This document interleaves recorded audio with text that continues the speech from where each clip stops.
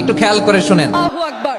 আপনি কি কল্পনা করতে পারেন 40 বছরের পাহাড় সমান গুনাহ আল্লাহ মাফ করে দিলেন মাত্র 10 সেকেন্ডের একটি তওবায়? হ্যাঁ, ঠিকই শুনছেন।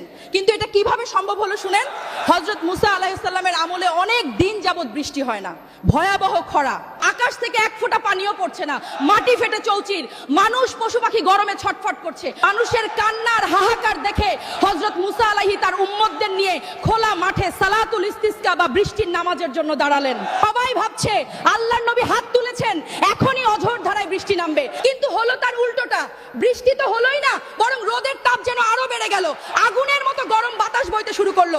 নবী মুসা অবাক হয়ে আল্লাহকে জিজ্ঞেস করলেন, হে আল্লাহ, আমরা তোমার কাছে বৃষ্টি চাইলাম আর তুমি তাপ বাড়িয়ে দিলে, কারণটা কি? আল্লাহর পক্ষ থেকে জবাব এলো, মুসা, এই ভিড়ের মধ্যে এমন একজন পাপিষ্ঠ ব্যক্তি আছে যে গত 40 বছর ধরে টানা আমার নাফরমানি করছে, তার একটা গুনাহের কারণে আমি আজ